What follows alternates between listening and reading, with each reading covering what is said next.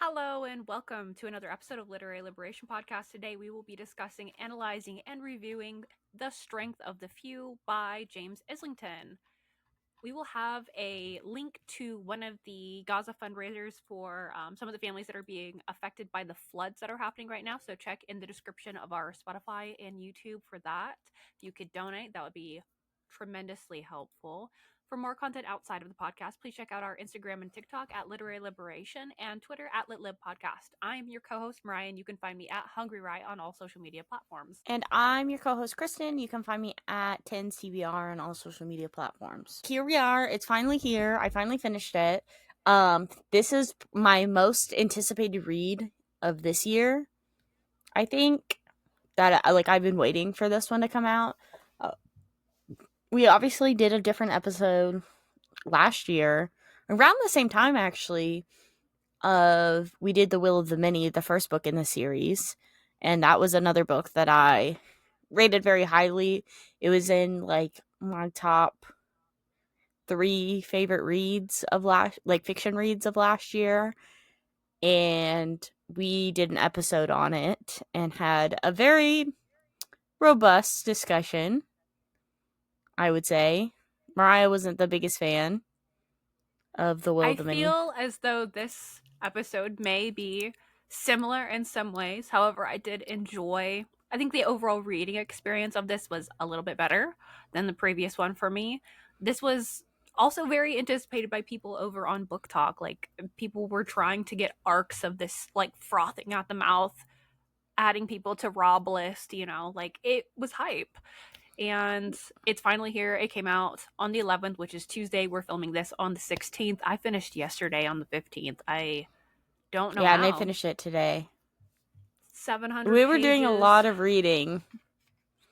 Yeah. Well, because Tyler's reading it, my boyfriend, and he is only at maybe 300 pages in now. And so maybe almost halfway through it. So, and I imagine that's probably a more realistic pace for most people that are reading this and didn't devote all of their free time to reading this series. I wouldn't recommend that to anybody. I don't think that this book was meant to be read in such a short time span at all. I mean, it definitely can be.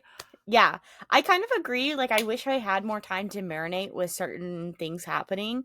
And not that I think it affected my enjoyment, because I still did give this 5 stars. I don't know if I necessarily enjoyed it more than Will of the Many, but I think I enjoyed it about the same. And once I finished it today, I was just kind of sitting around, I was in the shower, just staring at the wall, thinking about what the future holds for these books and stuff, because it is, I think, if you like The Will of the Many, I'd say more likely than not you would also like Strength of the Few. I don't know if you agree with that statement. I mean, it seems to be the case that a lot of people that like the first one really like this one. But I did notice a lot of the people in the 3-star rating, because after I finished this, I went through all of the ratings just to see, because initially when this book wasn't even out yet, people were just giving it 5 stars before it had even launched, which I don't agree with that. I don't think you should do that. No. But I was fine. I was very curious, what the 3-star ratings were, and it was a lot of people that really loved the first one, and then they had a very hard time with this one. So I think, but that's interesting. There's a fair chance you're gonna like it enough, but you may not like it as much. For me, it was the opposite. It was and I'm not talking miles better, but it was better. Well, because I mean, my boyfriend's reading it, Tyler's reading it and stuff, and he loved Will of the Many. He gave it 5 stars. Well, obviously, I was recommending it to him, and I was like, this is one of my favorite books, and he read it. He ate it up. He started reading The Will of the Many 2 weeks before The Strength of the Few come out, just to make sure he was on that as soon as it came out too, because he was looking forward to it, because he ended up really liking Will of the Many, and he's really liking this so far too. And since I know what happens in the end, I think Tyler will like it as well, because we have very similar book tastes. I feel like we're always, with anything that we have read together, I'd say we've never been more than like a star apart with what we read for anything that we've both read, you know? So I think he'll like this. I think if you like Will of the Many, more than likely than not, you will enjoy this as well, because it does still have that like twists and turns and shocks that you get from Will of the Many that I really enjoy of it. Because I think um a lot of the times I feel like with a lot of like books that are like mysterious and they have like twists to them, you can kind of see them coming. I feel like for these, I genuinely don't see them coming. I Yeah, don't know I how you think feel. he does a good job with some of the twists. Like some of them, I think they're fine. But a lot of there's a couple in here that really like took me by surprise. Like, oh, I wasn't expecting that, and it was like a very pleasant surprise. Yeah. So there's Like some really good thought process. Like this is a very ambitious novel. I am not going to knock it for that. Like he was doing a lot. Like I don't fully believe that this was like genre defining or like challenging it in that way, but I do think he was trying to do a lot of like cool things, and I'm glad to see it, you know. But I so still you like will be I reading the have third one. well, we're gonna review it, so Yeah. like I'm going to. I don't necessarily feel that I am more enriched from reading this, but at least I have like the context of it because it's popular, so I can talk about it. It's it's my job. I'm not paid. We're not paid. It is It's not your our job hobby. actually at all. Sorry, it's our hobby. Um, it's my unpaid job to read these books, and it's fine. I don't mind reading them and reviewing them because there is a lot to talk about within this. So there's going to be spoilers. If you were wondering whether or not you should read this or read the series, it is a lot of pages. There's a lot to it. The first one is more like dark academia, and it has more of like the Hunger Games kind of vibe, whereas this one, there's a lot more to. I don't even know how to explain exactly what this is Like without completely spoiling it, but we haven't read Dune, but Mariah watched the first Dune. Like some aspects of it, I do think gives like Dune vibes and certain things. While it's also like I think it's like the most like high fantasy. Like it's like I think it is very different than the first one, but I think it has a lot of the like what you like in the first one is like consistent throughout the both books. You know, like if you like what goes on in the first one, I think it's something that continues through the series, at least thus far. Obviously, the third book's not out. There's nothing. We have no information about the third book at all. So, no title, no name. it's probably going to either be out in a year or a year and a half. That Probably would be my more. guess. I think Probably like more. 2 years, because I can't imagine this going on for more than 3 books. No, I think it definitely. I think it's already been. I think he has said clearly that it is a trilogy, or like that it's going to be a trilogy. And I think if it's anything more than a trilogy, whatever the story that he's doing, I think that would be probably dragged out too long. Because I think the way that this book is that it does set up, I think, what can be a really grand finale, too. It has the potential, but I'm also, I don't know, I'm worried. But I don't know how far we want to get into this. Like, there's not a whole lot about James online. I did find out. I don't know if we talked about this when we had originally filmed a year ago. He originally ran a tech startup, and then he stopped doing that and became an author. And I cannot figure out what the tech startup was. I tried really hard to find it just to figure it out, and I thought that was interesting. Well, it would have But that's it. been. That's all I can find about him. He's been a writer for a good while now because he has that other trilogy that came out, the like Canis trilogy, I think it's called, which Mariah and I haven't read that. I don't know if Mariah is interested in reading and reviewing that at some point. I know I'm definitely, because I like these books so much, that I definitely am interested in reading those, if not for the podcast, definitely for my own enjoyment, you know, just to see, which I've heard The Will of the Many is better for like people that are fans of both of them, but that the Lycanus trilogy is still really good. So, but I I mean, don't it's know. popular. Yeah. Um, I mean, because I don't know if we really talked about that much about him either. Like, because I don't think, like, I think we were in the same situation last time where he's not like a very online, and no offense, but I'm pretty sure he's kind of old. He's like I just Matt know he's Goodman, like I think. Australian. He's Australian. He's older. He has a kid. I think in the Oh, I didn't even know you interview I had a kid. read, the kid was like 6 to 8 years old. So that was 2016. So So it's grown I mean, now. yeah.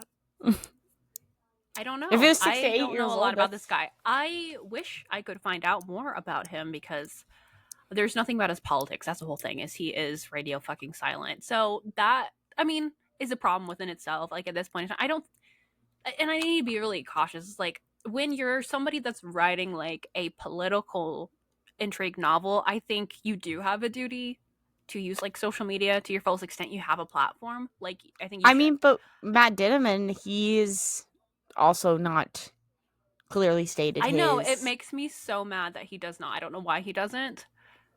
I think he should. I think that's like one of his biggest downfall. I think he was just like full send.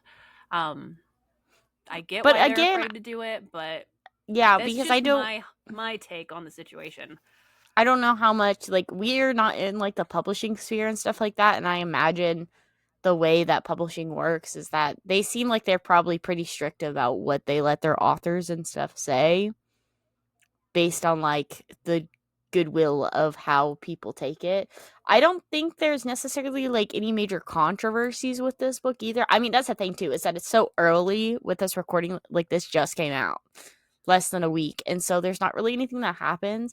The only thing that I've seen that's kind of like been like people like talking about on Book Talk is that some people's copies where their strength of the few is shorter than their will of the many copy, which is incredibly frustrating. I know Mariah would find that frustrating too, as she bought the physical copies.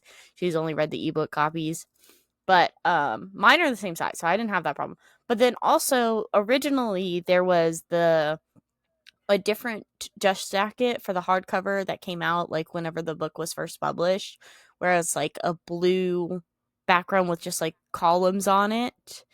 And then they changed the cover to, if you're looking at the video, I have it in my background, but they changed it to like an orangey cover that's got like pictures of like the transvectin stuff on it, which is one of their main modes of transportation.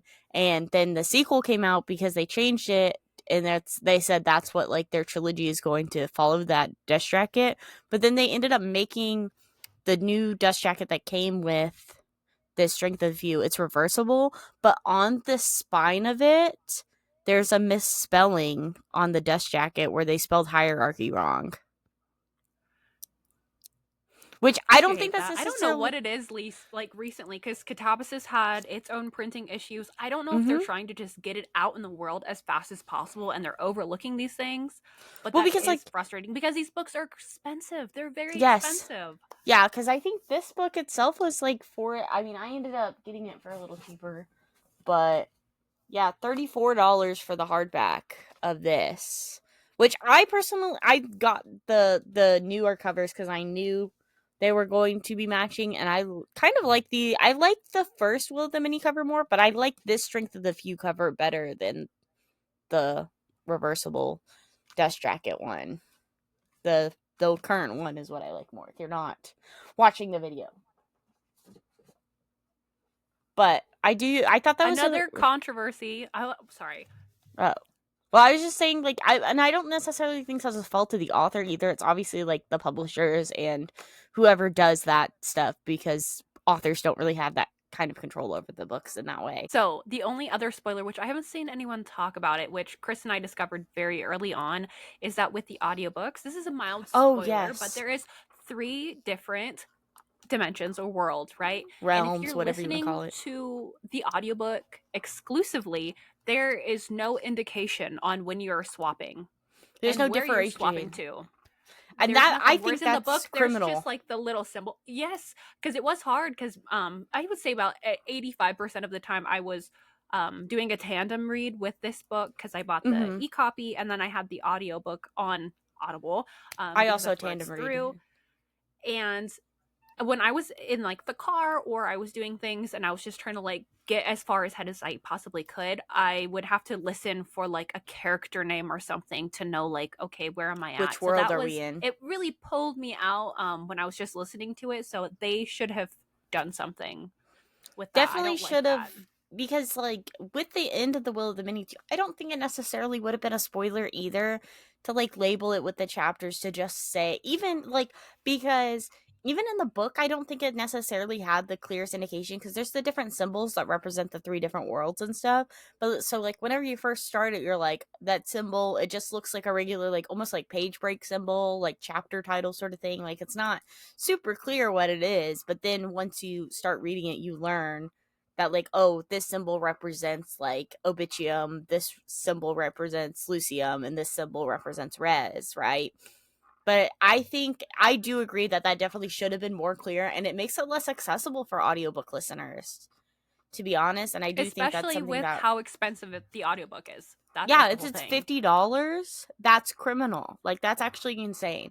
Which I don't know if James Islington had like the control over that either, because that isn't really something that's like with product. You know what I'm saying? Like I don't know how much control you get for that as an author, but I do think it definitely could have been more clearly indicated without it even being like portrayed as a spoiler. You know? And I think that's about it. Like these might seem like nominal things, but I constantly think about the fact that like federal minimum wage is still only like $7 an hour. So when you're Yeah. investing your money, like your hours, like something that's $34 is like 5 hours of you working. Like if you didn't get taxed, like it's stuff like that that I think about. So just go into this understanding that it's frustrating. It seems small, but I do think if I, as a working class person, am trying to buy these things, I should get like the highest quality I possibly can, especially if you aren't like if you don't have Audible credits. But even then, it's still like $11. And that's the thing I with these being spent a lot of money on all of this stuff, so it's like okay, with especially with them being Audible exclusive, which I feel like that's probably something we could genuinely talk about on its own because we didn't really talk about it with Carl either because those are all Audible exclusives. And I do think that I don't really necessarily think that like I don't care that Audible produced it. I don't think like Audible exclusive should be a thing. Unless you're gonna get it like a Netflix subscription sort of thing, because like I could go on a whole rant about how Audible is ran and how much it sucks, and of course it's being ran under Amazon, which I feel like we could probably do if you wanted to. We could do a whole mini episode like yeah, critiquing we Audible, could, like we honestly totally because could. it sucks. um, Let's get into the schmeat. The yeah. schmeat of the episode. I'm sorry we had. I think those are relevant things to talk about. That okay. I think I decided my official rating on this book, and I gave it a 3.25.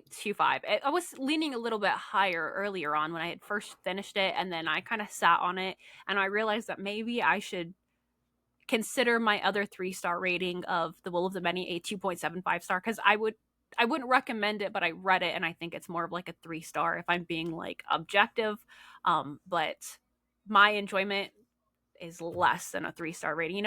So like this one, I just can't justify rating it any higher because I have some pretty decent criticisms of it while I was reading it that kind of like frustrated me, or I don't know. It felt like it was hindering the plot or characters. Kristen does not feel the same way because we've already talked about this a little bit. No. But we also have very different books that we like consuming. So like I like a little bit more of a like philosophical read. I do like very like character focused books. I do lean more like classics and lit fic anymore. Those are like the ones I gravitate towards. Um and this was just missing some things for me, and I made sure to supply myself with notes in regards to Marx's literary criticism for this to make it a little bit more rooted in something and not just me like shitting on the book, so people have some understanding of where I'm coming from. I know people love it. I saw how many people rated this 5 stars already. I'm sorry, I got my hands up. Don't arrest me. Bully Don't be Mariah. carceral. We Bully her. can if you want. What um do we want to talk about first? We have a ton of quotes that we might be referencing. I don't know what direction this is going to take. We could either start with the crits or start with the things we liked. I mean, I don't know if it'd be easier to talk about like each realm individually first or to try to go chronologically. Um, well, let's talk about it. Like it's so this book, right? takes, I would say it's equally dispersed amongst the Yes, realms. I didn't count them to see if that actually like worked out with the amount of chapters, but it felt pretty balanced. However, I agree. I do think that there are some like realms that were balanced plot wise more than others. Like I think Obidium was the best. I think Lucium was second best for me, and then I think Res got shafted. And I think it was really frustrating because you already had so many characters that were built up, and that kind of was killed for the other ones, and that made me sad.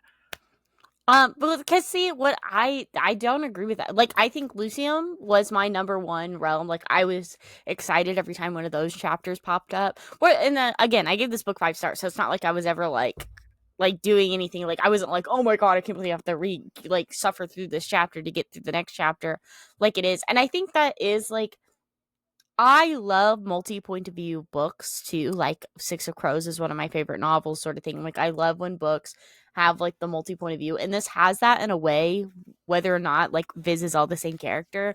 But it gets to the point because of the way these different realms are that they're all like Viz becomes his own character in each world too. Like he's different in every single one, which I feel like that could end up talking about like almost like the nature versus nurture like debate that goes on in society and stuff like that from these. But I ended up liking Lucium the most, and then my second favorite was Res, and then Obitium. I don't know what it was. I wasn't super into that one as much as I was the other one. Like obviously, I do think what happened was important for the story and stuff like that, but I wasn't like anytime that those chapters popped up, I never necessarily got excited like I did sometimes for like the Lucium chapters or for the Res chapters, which I saw in some of the reviews. I don't know if you saw too, that like some of the more middling reviews, people liked the Res chapters the most too, though. That's interesting. Most of the reviews that I was looking for, and I was also kind of like trying to see what other people were saying with, if you don't know on Goodreads, you can search words. So I was trying to see what people were saying about the political plot because that's like one of the main motivators is like overcoming this sort of oppression, right? Mm-hmm. And now, whether that is actually rooted in class struggle or if it's just an anti tyranny, anti hierarchy, which is kind of like what I'm more leaning towards with what James has kind of like written in this series so far, that's up for interpretation, I suppose. But I felt like it made more sense with Obidium and Lucium. I thought it was constructed in a really clever and nice way. And I think if those had been the books, I think I would have liked The Will of the Many a lot more rather than Res. I don't feel like Res worked for me because of the massive time jumps, especially towards the end in part three. There were some Yeah. really big time jumps. And I wish there would have just been more time spent in that because there was so much happening that we didn't get to see. And I think it would have been really impactful to see some of like the You mean inner for the cogs moving. Res specifically? Yes. Yeah, Yes. For with Res like because specifically. yeah, because I do agree not to like jump too far ahead with like in part three. That's kind of like in all three of the realms. That's kind of like when it really like takes it to the next level. Because I do think like early on and stuff, and I think that's why I um like the strength of the few or like the will of the many and stuff is that I think a lot of authors have this problem, like Sergio Mass, and even like whenever I was reading like Priory of the Orange Tree and stuff, that um they like to wait to introduce like the conflict, like the final like the big bad conflict to like the last 50 pages, where I kind of appreciate that. I feel like this does have it more spread throughout more evenly than it is. Like obviously you want the big thing to happen at the end, but like in Priory of the Orange Tree, spoilers if you haven't read that, Mariah DNF'd it, so we will not be reviewing it on the podcast. Um but like there's like the whole book is like talking about this dragon that's waking up that's going to like be this whole big thing and they have to defeat this dragon. I'm telling you, the last battle with the dragon was the last 50 pages, and I think that's incredibly frustrating, you know, where I do think James Islington does a better job at like introducing like major things that are going on and like major twists and things happen throughout it throughout both of these stories versus just waiting to like the last like 5% to like throw it all in your face, you know? Yeah, I think that's why I liked Obidium, or I cannot remember. If we are I think it's mispronouncing these, we do Obitium. have the glossary, but I just don't fucking care. They're not real. Yeah. So I'm gonna say them to the best of my ability from my recollection. I just felt like it was paced really well. I thought it was built up really nicely, and I thought the stakes were really high in that one comparatively. I did like the second one, but I do think like Viz's behaviors and whatnot were like kind of frustrating because he was just like kind of like fuck it, I'm over it. He was very like nihilistic, and he was just like I just want to be a farmer, which like I Yes. get it, I get it, Real. I get it. But then he was kind of just being like a little bit of a baby. But it gets better. It gets better. Those just like I really don't think it's like a perfectly stacked. Like I do think that like the other two worlds are like this, but I think Res is just down here. I don't give a fuck about that world. I cannot stress that enough. I Which This did not change. He's still a fucking liberal throughout this entire book. I don't get it. I don't know how. I don't think so in Free Obitium. Rapusia. I No, don't no, think in no, not in Obitium. Obidium, not even in Lucium. It's just in Res. I don't know Yes, why he's which such a I wonder liberal. if what we can. That's why I'm saying like with the nurture versus nature argument and stuff that's going on, because I think objectively, like we know Viz is a very sheltered. He was very sheltered for most of his life until he was 14. Whenever the hierarchy turned like took over and escaped and stuff like that, and he was still a child, very impressionable and things like that. And then he kind of like got to experience being poor again and stuff, like being poor for the first time and stuff. And then he gets adopted by Okiser, and he's back to being in a very privileged perspective. Versus in Lucium and Obitium, he doesn't really get to experience that privilege again, you know?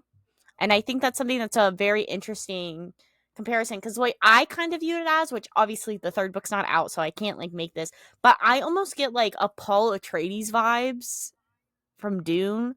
So like in Dune, I don't know if that's necessarily like a twist, but I just know this is something that everyone always talks about. Is that like Paul Atreides is like kind of portrayed as like a good guy, but then the more like the further the books go on, you kind of learn that he's actually like a fash, right? And that he's like actually evil and like doing that. And that's the kind of vibe that I get from Resviz, you It's know? frustrating. And I think and I don't know. I think one of my biggest things I don't like how James Islington handles the revolutionaries. This was my biggest point of contention within the first book, right? And then I was like, maybe I'll give him the benefit of the doubt. Maybe like some things will get flushed out. They did not get flushed out. They actually just got like reaffirmed. And I think it is more of an indication on James Islington's ideology leaking into his art than it is an actual representation. But it's really hard because I know people do read these things, like these books, and they look for them for like the original reason I even was curious of reading The Will of the Many is because it was always included in those recommendations. If you like Babel, if you like the Poppy Wars, it's like those like deeply political books. And I mean, this is I deeply don't think he political. it is, but he does it so bad. And I hate that like the one real revolutionary character that we have is just like constantly shit on, and yet her dialogue is a banger. But No, they like it's more of like every time she talks, I'm like, she's my yes, girl. yes, yes, She's my girl. Relucia, like, keep it coming. No, and that's one thing too that I feel like I hope gets kind of fleshed out, like in the third book, like genuinely, because like the way that we see Viz change so much in Res too, because like I never like I look at like Lucium Viz, and I look at Obitium Viz, and I don't think he's like evil or mean or has like hard like evil impulses and stuff like that. But what he did to Rolucia at the end of that was like deeply evil.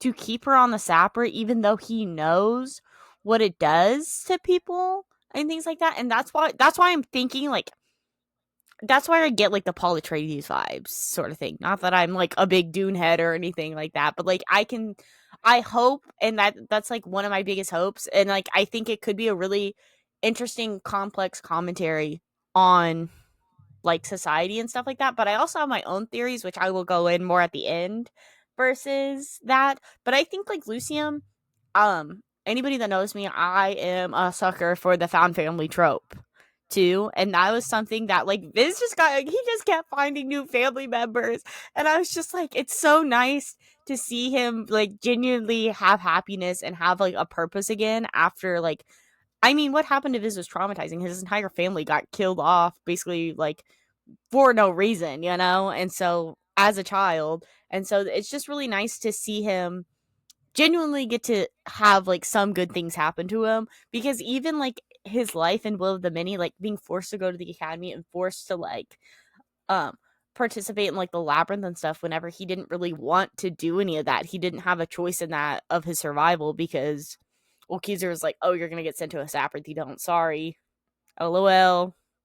You know, and so it's just really nice Yeah. that he's able to. And I honestly love that like Viz didn't know anything that was going on, because I felt like it felt the most relatable, because like so much of this, half the time it's like you don't know anything that's going on until like the end, like to fully connect everything, you know?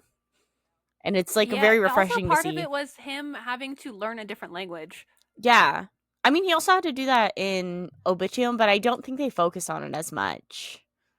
Like, cause, No, it was like a really big deal though in Lucium that they like the language barrier was really hefty. So he's like trying to survive, trying not to unveil himself. He doesn't know what's going on. And I think he was just really humbled very nicely. Where I just think Rez see, I have like this whole thing in my head that I would have really liked to have seen. I would have liked to have seen in each of the worlds him like learning something completely different about Will or whatever, and then at like the very end it all just like synergizes and he becomes like one version of Viz, and he has like the most like political, and he's like, oh actually the Acme or whatever, they're cooking.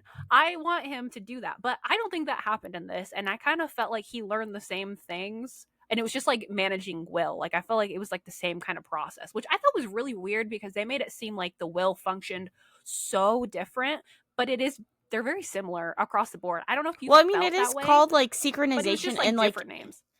well, that's the thing, because like I think the idea is that because like he learns like the adoption and things like that, and I think the idea is that like that's why I think like the reason why, well, first off, I wonder if the reason why Searer, I don't know, is that how you say his name? Keezer's brother, Searer or whatever. Um the reason why he wasn't able to be synchronized, I don't know if that's necessarily because in uh like Rez he died, or if it's because he went to the Aurora coal mine too and already seeded some of his will, because that was like a whole thing, is that it needs to be someone that's never seeded before, you know? And so I wonder if, because we have like all of those instances like throughout where they have their own Aurora coal mine in each world, and I don't necessarily know if I fully understand like why they're there in each world, but it obviously has like a bigger meaning than what we know. Because even like with Ka, there's so much that we don't know Yeah, I entirely. felt like Ka as like an antagonist in Obidium worked really well. I didn't really like it leaking into Res and it being like the same person and it kind of just being like But is it? We don't even a know. guy.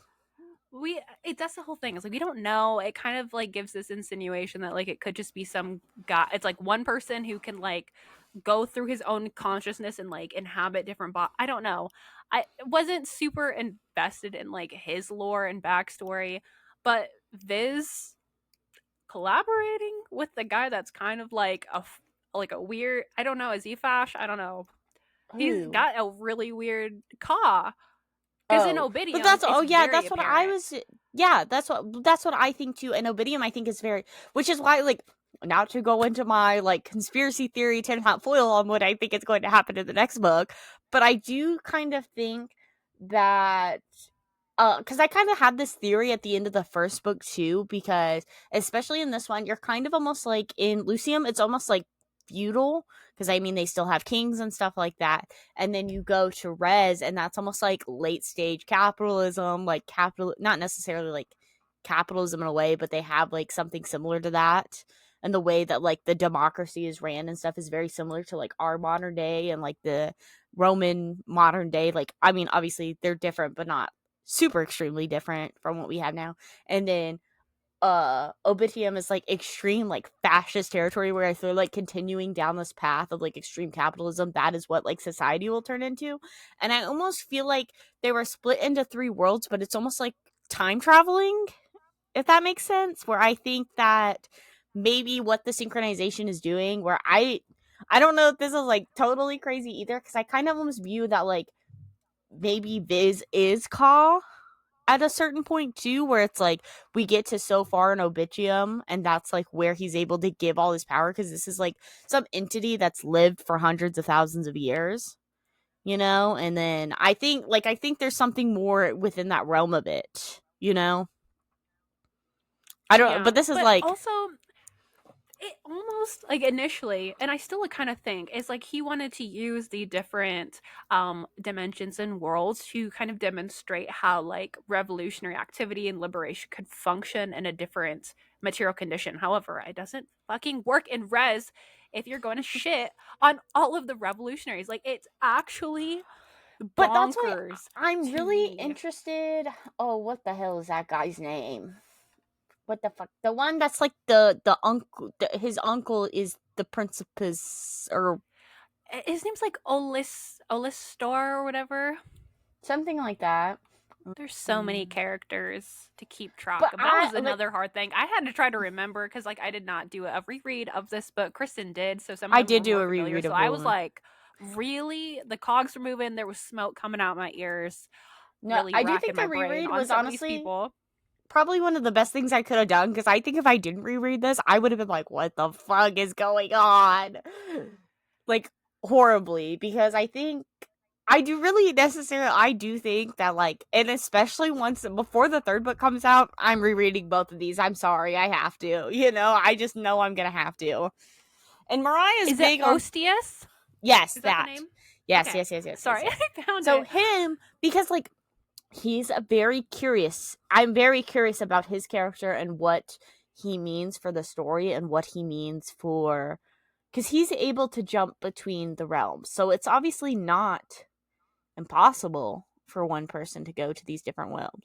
And he almost uses it as like, I was trying to think of like another example in like pop culture or something that I've seen this done, because he kind of uses it as like teleportation in a way where like he teleports to Lucium, and it's like parallel to the other side of Res, where he's able to like teleport there, and then he walks a little bit and then is able to teleport then again. Okay, but what I was saying, like how he's able to, I know this has been done in some other like form of pop culture. I just literally could not think. I still can't think of it, where he's able to like be in one realm and then he walks so far and then he's able to teleport into the other realm and end up further away, where it's like the distance isn't equal. And I dead ass like, I know it's been done before in something that I've read or watched, or I don't know.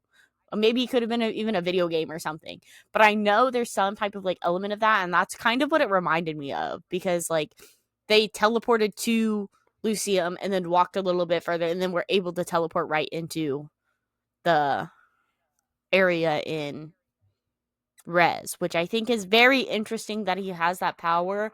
How did he get that power, first of all? What does it mean for everything, you know? And I very am interested because he doesn't necessarily, I think obviously he has ulterior motives, but I don't. He obviously doesn't support Ka, right? It doesn't seem like he supports. I don't. That's the thing. He's like using the revolutionaries in the society, and I think that's it's weird. It kind of makes it seem like that the revolutionaries are really like manipulable, and I didn't But enjoy. maybe that's I the was thing. If they very don't have fixated on the a politics. vanguard party for organization, because obviously the Angus is very disorganized, and maybe it's a critique on I know. anarchist I don't get revolution. that. You I know, think that is very like hopeful. it I could be though. wish. We don't I know. wish. I just think the way I think if if Viz was not so like vehemently against the revolutionaries, I think it would work. But it's just like But he is like the hero of the story, and like I do think he's what is it called, like a Gary Sue. He is a little bit of a Gary Sue. I don't agree Um, with that. Like, you can I say that see because, like, it. me and The more I Tyler, see it, I'm like, eh. had that conversation too, where we're like, because he was talking about how people have that critique as well. Like, I think Viz is somebody who thinks he's smarter than everyone in the room. He's very prideful, and I think that's like a seven deadly sin, straight up. Like, you can't act like that's not like a character flaw within himself. And then he's also somebody that's like, it's his way or it's the highway. You know, like he's the one that's always got it right and stuff like that. Versus, I do think in Lucium and Obitium, he learns that his way is not always the right way too, because especially with like what happens where he basically almost gets killed by Gorbachev. I don't know what the hell that guy's name is. What did he actually die though? That's what I was wondering. Or did it just save him? Because it was the thing. I thought that was the thing that brought him back, like his What? dad. Yeah, That his dad saved him. amulet. Yes, Yeah. which is No, like no, no. that's What brought back his dad? I thought it was the amulet that brought his dad back. yes, That's because why his I was dad like, wasn't in an uncti. Is that how you say it? Because those are like yeah. different, and that's like what Obitium's big thing was basically having you learn how they worked and what they are, which is why like I think, and this is like obviously hopeful because I don't know what James Islington is cooking up because of him like wanting to work with Ka and Rez, and then him doing exactly what Ka does in Obitium, where he's basically have all of these dead people enslaved to him. That's exactly what Biz is doing in Rez, and that's why I kind of almost see like in the future that could be Viz, where it's like Maybe it somebody. was Viz the whole time and he has to kill himself. That's what I feel like that could be something within that. If we call it now, we're gonna clock it 42 minutes 1 second. We'll clip this into episode 3 of the hierarchy in our review if we are correct. That Well, would be because like crazy because me business. and Tyler also had that theory about that Ostius guy or whatever. Because Tyler was kind of getting the vibe. This was at the end of Will Not Many, so before we read this, he got the vibe that he thought that maybe he was Viz as well from one of the other realms and then able like from the future and able to teleport and stuff like that. But I think after reading this, I don't necessarily agree with that. But maybe it is. I mean, he's old now, so who knows? But I feel like he would be able to recognize like Diago more, like the dog, wolf, Aleppi, whatever, more for what he was rather than being so impressed by him. But maybe not. I don't know. And I honestly I did like Viz becoming basically like the Winter Soldier at the end too, where he basically gets like that metal arm.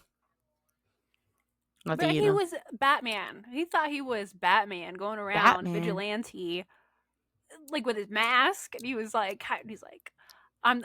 Are we talking about like when he's just like prowling the streets and he's just like killing No, people? whenever he gets his metal arm, like the Winter Well, yeah, he's Soldier. got like the metal arm. Oh, are you talking about in Lucium when he gets the metal arm? Yeah, because that's I what I was imagine talking it's about in basically. Res when he gets like the arm that can like when he Yeah, wears a mask. I mean but Okay, the thing sorry, he's is got that two different arms that he gets. yeah, he lost his arm. Which what kind of luck does he fucking have where he's losing his arm in two different fucking realms rather than like? And that's the thing is like Obitium sucks, but at least he's got both his arms, you know. Yeah, that is Which, true. That is very true. but that's what I'm saying. Like with him, like going to like that place and then like resurrecting all of those people and making them into like young D or whatever they're fucking called. It gives Caw vibes. You can't act like it, like you know. And like that guy that showed up, he said he was like dirty and stuff, and maybe he has that power to like. It might not even be him. He's just able to control. Like that could have been another Yunkti. He was able to take control of and send him over there and use him as like his eyes and ears to have a conversation with Resviz, and Resviz doesn't know because he's Resviz. You know? I wish I liked this series enough to like have like that, and I think that's like my biggest hindrance in enjoyment is I just don't care about Viz, and it made me like it's so hard to care I about the rest of the world because I love the side characters are great. I think it's a damn shame that I felt like a lot of them kind of got cut short. I would have liked to see it a lot more because even with them like well, because they're graduating only and in going off to res. that whatever like college, but it's like not college, like they're working on like becoming professional, but it's it's still like, I don't know. It was really confusing what they were doing in Res. I still don't really know Well, what because I mean, they they're were all basically like doing in interns for training. like all of like the higher ups in the Yeah, it was. pyramids. I thought it would be a lot more like nuanced, and I thought there was gonna be more like sneaking and like conniving, and I don't. I Well, didn't because the have that, and there was too many. I'm telling you, the time jumps, especially towards the end. I I do thought I was wish skipping chapters because I don't know. Because like at one point it's fine, and then we don't even know. Oh, Olicio or whatever. He's in jail. he's in a sapper, and well, that's what I What? thought was kind of crazy too, is that the Civil War just kind of like came out of nowhere almost. Like we didn't get the buildup of that, which I imagine it was there, and I do like I could almost see like James Islington like writing a novella or something of like those few weeks right before like that tipping point of the Civil War, because like obviously we know it's coming. I mean, you can even see like the ideas of a civil war are planted in the heads of you early on from even Will of the Many, because we have like the Angus, the revolutionary group that is trying to overthrow the hierarchy. But I do wish I like if that was there, then it would be like a 6-star read for me versus just like a regular old 5-star read, you know? I oh my god, I think it because in the first book it's kind of like building up, especially with the revolutionaries, that like there's this is what's happening. They're propagating this with the people, right? And then they even him in some of the things where he's like giving his speech, right? He's like leaning over the edge and he's like talking to these people. It's like, okay, this is going somewhere. And to just completely cut that out, this book should have been 900 pages. Like just put it in. Why And then Mariah not? would complain more. No, I honestly think it would have helped the story. I think I would have been better. It would have flushed out a lot of like the inconsistencies politically that make it make sense. Um, I just think it's James Islington not knowing how a revolution works, and I think that's frustrating. It's just Well, frustrating because when you know, and but the it's thing like is, this because is it's not even wrong. we're not even at a revolution aspect either, because it's still like the people in power just fighting the other people in power right now. It's yeah, and I'm like, why would this one revolutionary like just go in and yock everyone that's just like head of government, steal like all of their power, and then just like leave this power vacuum so that they could fight? And it's just like I feel like it paints revolutionaries in such a bad light, especially But like he's with not a everything happening with like the revolutionary. Namakya and whatnot.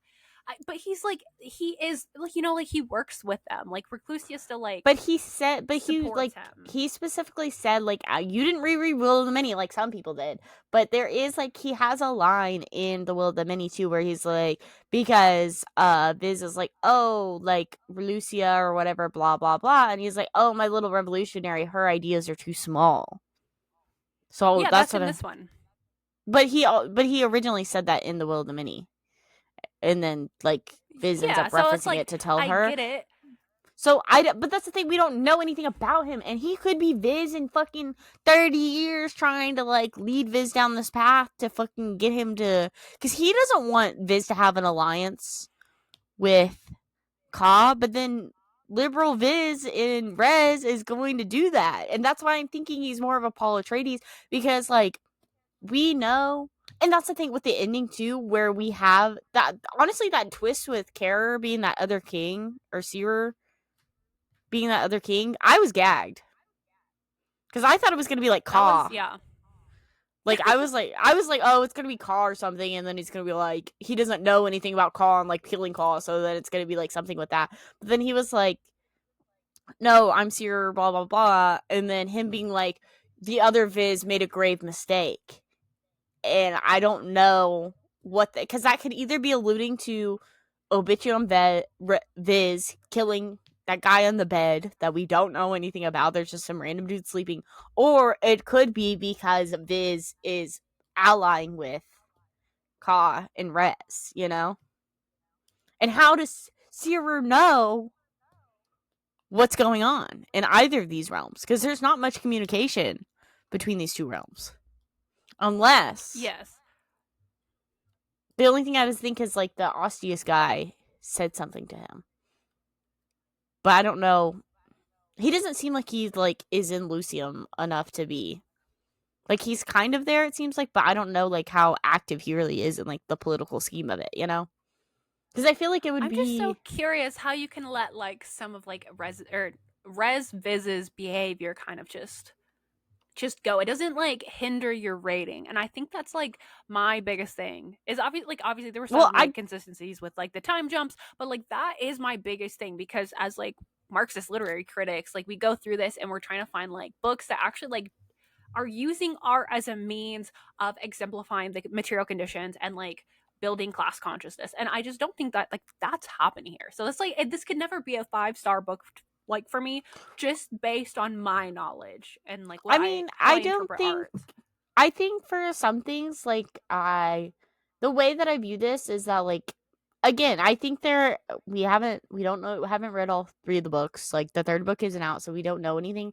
But I feel like like, this book makes me think about so many different things that, like, obviously, like, you think about, but it's also, like, putting it in different perspectives and stuff that I'm able to have, like, these conversations with Tyler specifically about, like, he even has like critiques of Viz and stuff and how he's treats the revolutionaries and stuff like that. And I'm able to have this conversation of that with him with me being able to criticize Viz's political ideology. Because I don't think that I need to have 100% backed ideology with Viz to be able to enjoy the read and use it as a tool to communicate it with other people that maybe are not as well versed in theory.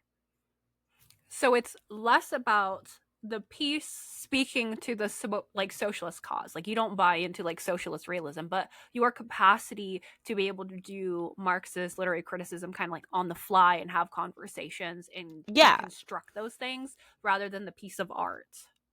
Yeah, like, I think, like, I mean, obviously, because the way that art is and stuff, everybody interprets everything differently, you know? Like, there's gonna be people reading Carl, and they're gonna be like, "Oh, the corporatism is actually communism, and Carl's trying to overthrow the communist syndicate," sort of thing, because that's the thing. That's again the issue with populism and what we have with like the Hunger Games and stuff. Like, me and you know that the Hunger Games is liberal, right? But we can't deny that it's not a very helpful tool in like having conversations with people on how we're able to extract what's going on in the Hunger Games and how we can critique that for our future society, because these are works of fiction. It's not like, I don't think like any type of, like, I don't want anything that's going on in like Res or Abitium to be anything that we necessarily have to deal with in the real world, you know? But I do think that they do interpret like the regular people to have more of a political conversation that they might not necessarily have even thought of without being introduced through the work of fiction sometimes. Interesting, because in like my head, when I had originally read the Marxism and literary criticism, he talked about a guy named Pierre Macquarie, and he said that a work is tied to ideology not so much by what is said, but what is not said or what it doesn't say.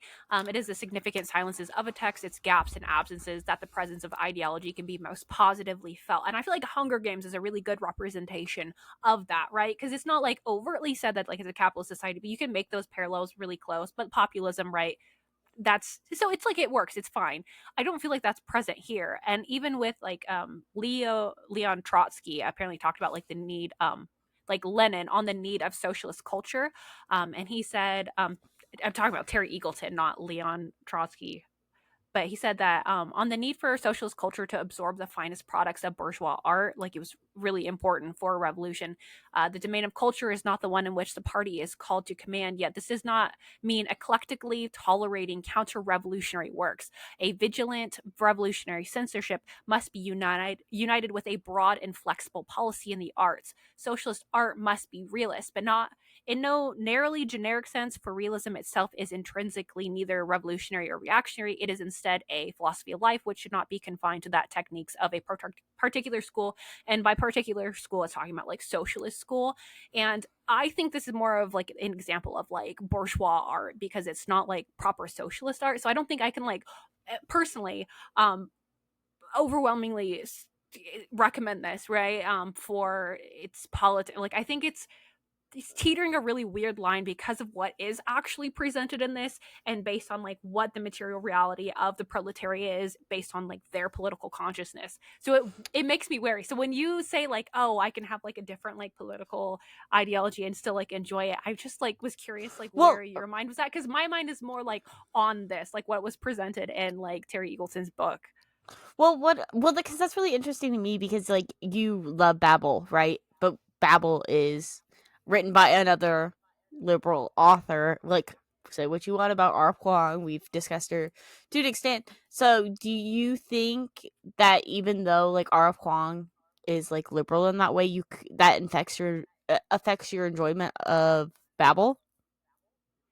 I think what like R. Huang is doing really well throughout Babel is like talking about Orientalism and settler colonialism in that way that is not typically talked about in art. So in like the way there is like the discussion between a reform or revolution, I do think that R. F. Wong is probably more of like at best like a dem sock, at worst I sock dem. Like she's kind of got like that Zoran Mamdani sort of ideology where I think it's sitting in a gray area where it could be a different school. It's not a school that I support necessarily as a means of effective material change and socialist revolution that's going to like raise class consciousness, but like it is like playing a really good role in society. Like I'm glad people are reading it and then they're reading like Edward Said's Orientalism. Like they're taking the Mm-hmm. leaps to do those things.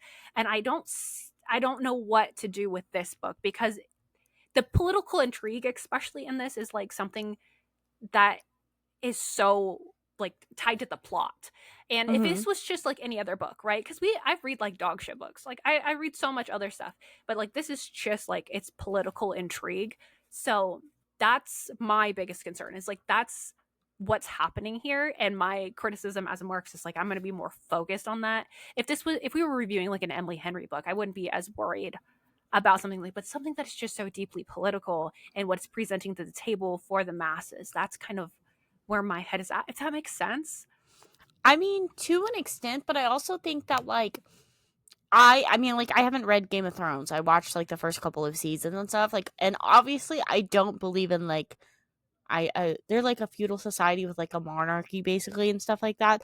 But you can't act like the way that the political intrigue within Game of Thrones is not something that is societally changing, and that it does introduce like different discussions and things like that, especially with the new Game of Thrones show, whatever it's called, where it's like got like House of where Dragon, right?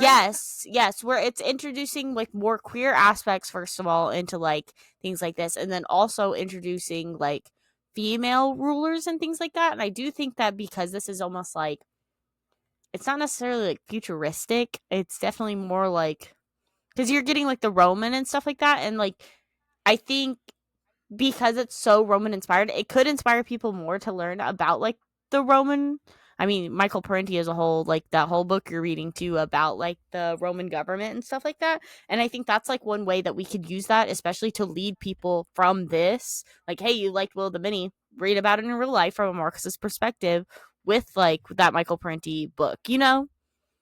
And I don't think Yeah, I just feel necessarily. like we have to do so much extra legwork to make it work. Whereas I would just rather, like, I'm a lazy person. Like, we only have so much time in the day. And I know not everyone has the autistic hyperfixation of communism. I'm fully aware of that. So it's just like if somebody is only reading like 10 books a year, right? Should they be investing their time into this? That I think that's kind of my resounding thoughts. I'm like, if you only are reading so many books a year, like I'm glad more people are starting to read more, but I'm also very aware of like that one statistic that came out, the study we talked about it already on the podcast. It was a mini episode with the amount of books. Like, are you in the 1% of readers? And not that Mhm. many people are reading. So I'm like, what is the best bang for your buck when it I comes to reading? Like, I think reading something like Chain Gang All Stars or reading like Babel, not Catabasis. There's like other pieces of work that I think that are better than this that are going to do more for the masses, and I think that's like my overwhelming like frustration. And if the third book pulls it together, maybe like anything can happen. Truly, yes. anything could happen. But as Well, of because I right mean, you have to now, admit that you were I don't more see it. surprised that you liked this one more than the first one too. Because I know you were expecting to dog on it as much as you did the first one, but you don't have that capacity to because it does end up expanding. And I do have hope because the way that people, not that I read his other series, but the way people describe his other series and stuff, which I wonder if maybe we should read that and then we can really see, because I'm sure that'll have its own well-rounded like political intrigue and story of it. It's on its own, you know. and maybe we could get like a better idea of what like politics James Islington is pushing through within his work. But I don't think that necessarily, I do think this does have a lot of stuff going on. And again, like how I mentioned, we can look at this book specifically and look at how it introduces like the nurture versus nature like argument and debate on whether or not like people are naturally born evil or if it's something that people can end up developing over time, because we can look at that through our three different vises, you know, like we have, I think like the Viz and Rez is like a deeply disturbed child, you know, like he's got something wrong with him now, whether it's because of like the trauma and then that he's experienced, especially because like you have to know the Viz and not in Rez, and Obidium and in Lucium, he doesn't know that they were attacked at the, I don't fucking know how to say that word. The Idukia, you know, the Elysium? something, whatever the fuck it's called, like the little like final thing that happened. They don't know that Clydius is dead, and then even like Aquia's dead, or like any of these like things that have happened within their reality because they are sheltered from that and things like that.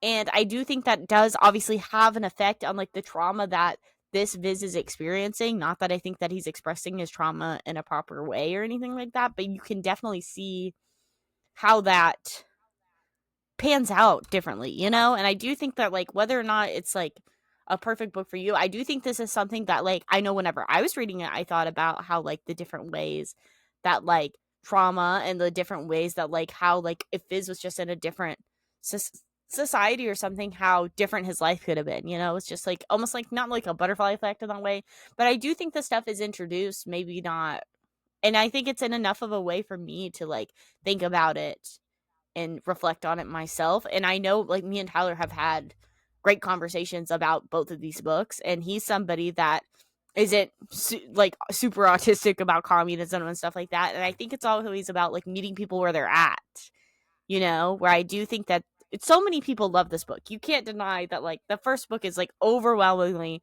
positive. It's like a like 4 point something on Goodreads star rating. This one, obviously, it's a little bit more skewed right now because not as many people have read it. Probably the only people that have read it immediately as soon as it came out were the people that were most anticipating it. So the results are skewed for this. But I think you can still use this as a tool, even if it's not the perfect tool. Like obviously, I'd rather Tyler read Babel, and I can talk to him about Babel. Babel is a 6-star book for me, but that doesn't stop this from it being a 5-star series for me, and what I'm able to extract and what I'm able to have conversations about with the people around me that are reading it.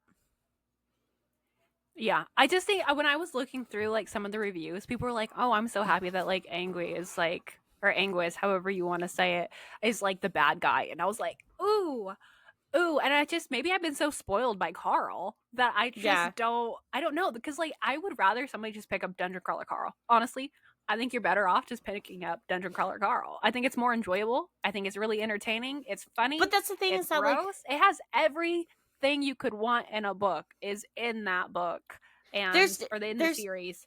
different things for different strokes for different folks, you know, like somebody could love Carl and hate Will of the Mini, or they could hate or love Will of the Mini and hate Undercolor Carl too, because I do think they have different goals and they're different stories, you know. We're following a different character. Like Viz is nothing like Carl, you know. You have Carl who's very rash, who's, I wouldn't say necessarily that he's unsure of himself, but he's not as confident. He doesn't have the same training like Viz does, versus Viz being a very like preparedness for like being able to talk to, I mean, you're able to see in his speech and stuff that he has a lot more of like, he has that confidence in himself about leading and stuff that Carl doesn't have, you know. And you can look at It's like, because it's like an Anastasia retelling. you Prove think me so? wrong. I mean, It feels I like like it the sometimes. Anastasia movie, but the movie, the cartoon movie, the musical, the music is very good in it. Thank you very much. And also, it doesn't even make the Bolsheviks the evil people. It made Rasputin the evil, Hey, I which mean, is you can say interesting. what you want. It's Carl's peak. I I mean, think I this is love Carl. universal. I think that's all you need. I don't think you need any more. Like if you're gonna read 10 books, read seven. Seven of them make them Carl. Well, that's the thing though, is That's that all you like need. again, and then the one thing for me too is that just because I give something 5 stars doesn't mean I'm gonna recommend it to every person that I ever talk to, and every like I wouldn't even recommend Carl to every people. Like I think one thing that makes it where I recommend Carl to people is if they played a video game, at least like picked up a controller and have that kind of understanding where they have that type of realm, or like if they are a Marxist, you know. Versus like my mom, I would not be like, oh, you should read Dungeon Crawler Carl, you know, because like obviously she would not get anything out of it. She would just think it's stupid, you know, even though it is so much more Yeah. and it's not stupid. But then also like with this is that for different people, I could see myself recommending this to other people that like that political intrigue, and then you can still have those conversations with them about like Viz and Res is pretty fucked up, huh? You know? We need to find like the perfect mom book that has like good politics. That I think we're on the hunt. I think Notes on an Execution has been like the runner for the longest time, and we got to find a new mom book. Because I can see this kind of being like, I don't know, maybe like a This is dad like a book, dad but this is book. not a mom book. Sorry, I'm playing into gender Gender stereotypes stereotypes. here. But my Some mother, Marxist you are. my 50-year-old mom is not going to read this. I don't know what it is with like their generation, but they like thrillers and historical fiction romance. Yeah, Like they Kristen hate Hanna, fantasy. just historical. Yeah, fantasy is not a The thing. fantasy They is don't the fuck with men. The it. science fiction, men. Men are only It's for the allowed to read boys. fantasy and Boys go to science fiction. Jupiter. These are, but that's the thing is Girls that I go think like to Fabio. I don't know. people like to act like the strength of the few and the will of many are like boy books, you know? Because I think that's like like they have like the old man fantasy like sort of thing. That's like people talk about. I think this gives that kind of vibe too. I do think that like these few books give like that old man fantasy vibes. So maybe your grandpa, your dad, you could recommend this, and you could have those conversations with them too. And because I do think that you can see like it kind of does introduce you to different perspectives that I don't think that like the average person is necessarily thinking of either. So Without if you're listening to this and you are like a Marxist, you need to pre-read it before you recommend it to anyone, so that you got the leg up. You need to know what's which there coming and are how to other take it Marxists down. that have like the first book at least. I don't think anybody we know has read the second one yet, but just so you know, I'm not the only Marxist that has given the first book a 5 star. I didn't even inherently give this a bad. I didn't say this is a 1-star book. I didn't say this is a fucking George Orwell vibe, which I thought about it, but then I was like, it's not. That was if I was No, being really starky. but that's the thing is that like I feel like this third book, because I do I think think this. it's gonna really lean into like anti-authoritarianism and anti-tyranny. Like on a serious note, I think that's going to be the direction. I I think don't there's still know. gonna be hierarchies. I don't think it's gonna really challenge the power, because it acts like it's gonna talk about like giving power back to the people, but I don't know if it's gonna fully go there. I would be It very could. surprised. I will eat my words if that is the case, but I just don't. I don't see it going there. I would surprise me, I don't James. know. I mean, James, Jimmy, pull through. I was surprised reading this. There was stuff that still shocked me in certain aspects, you know? Maybe So, we need to send Jimmy some Reformer Revolution by Rosa Luxemburg. Does he yeah, have a you could P.O. do that. box? I'll send him the I have no pamphlet. idea. Read this shit, please. He's got a blog. But I know, like, because we have no updates on the next book either. Like, because I think the last thing you saw is that, like, there was, like, a writer's block or something, right? Oh, boo hoo. Get over it. Please don't make me wait any longer. That's the thing is, I was talking to Tyler whenever he finished the Will of the Many, and then, like, he had to wait like 12 hours for the fucking sequel to come out. And he was like, oh my god, where's the sequel? Blah, blah, blah. I was like, try being like me, waiting a year for this fucking sequel. And there's other people that were waiting longer. And then I'm like, now you have to suffer with me for this next one at least. He's going to finish it and then have to suffer. And we're going to have to be like, just talking about our theories and stuff like that. That's like me with JJK. I've been waiting 3 years for the next I was like, Jujutsu what the hell is Kaisen, that? and then when Attack on Titan came out, we had to wait 4 years. See, and for that's the one next thing season. too. Like, I That's know Attack on crazy. Titan, like the dude in that is supposed to be a Fash, and the people that make it are like Fash. they there's a lot of criticisms of it, but like at the very end, like it kind of plays into like, oh, it's just like human nature. Like they play into like the double genocide thing, and I was like, why'd you have to do that? Why'd you have to fucking do that? Because But like see, so everything then does else that like mean leading that up you to that don't point was recommend really Attack on good. Titan? Do you not recommend Attack on Titan to people then? No, Is I that... think like no, I don't think men can like comprehend it. Save it for the Marxists that can like actually like dissect it Okay, so you don't properly. think Marxists should read this? No, I think Marxists should read it and then shit on Viz. Do Resviz? it so we can shit on that's all I can call him is Viz. Well, I think that's one thing too, because like in Res he got called like Catanicus the most, and then like he started getting called Deglin and Lucium, and then in Obitium he's Siamon. Like he's got all these different names and stuff to kind of, I think that helped like differentiate it a little bit easier. He's kind of giving Hercules vibes. I don't know why in my head I feel like he's like Well, that's like Mariah was Hercules. texting me, like, does this give you Percy Jackson vibes? No, it does not. What the fuck are you talking about, bruh? These are just the thoughts that flow through my head, and I was I like, I was like, wonder if Kristen gets Percy Jackson vibes. I don't know. I just in my head I was like, maybe. do you get Percy It's Jackson been vibes? I haven't read the book since I was like 12 years old. But I was like, well, like they were in school and like the way like the bully becomes the friend or whatever. I don't know. The bully Isn't becomes a that happen? friend.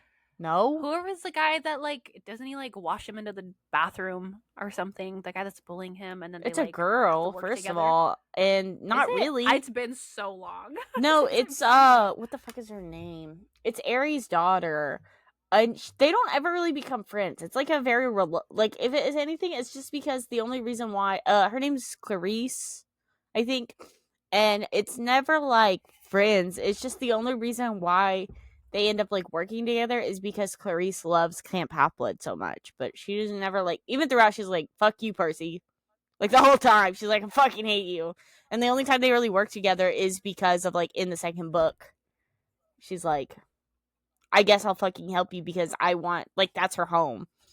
Not that she like genuinely likes Percy and stuff. Like they be beefing the whole time.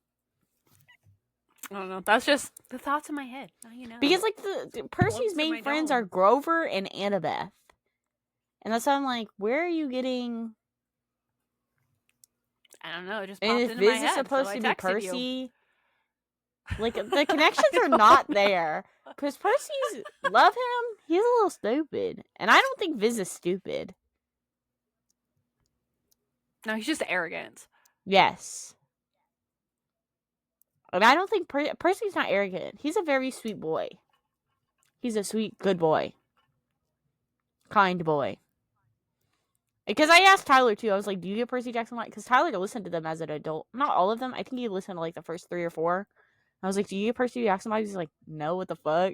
I'm like, okay. Just had to make sure I wasn't the crazy one because I felt like I was. Gaslighting. Do you have Other than anything that, else you want to offer? you don't have any theories? Next book? No, not really. We will be hope on. that it'll be good. We will be on the 2 Cents Critics podcast. I'm assuming wherever you get your podcasts. I don't know when that episode's coming out, but we're going to be reviewing They Both Die at the End by Adam Silva, and whenever that's out, I'm sure whatever episode comes out closest to that, we will be plugging it then. But our next episode will be After the Revolution by Robert Evans. That we are currently reading with our book club over on Fable. So if you want to join that, there will be a link below, or you can just look up LitLib Pod Book Club on Fable to join us and read along with us there. I'm sure that the next poll will be up. So by the time this is up, the next poll for December will be up. So if you want to read a book with us in December that we're going to review on the podcast, go over there, go vote, practice your rights for democracy and change. Yeah, actually, our election actually has material impact. Just saying. But don't expect to get to vote every month, because I think sometimes we put our fist down and we decide what we're reading if we have good ideas. But I guess other than that, yeah, I think that's everything we have going on for the rest of this month. So thank you for listening. Thank you and good night.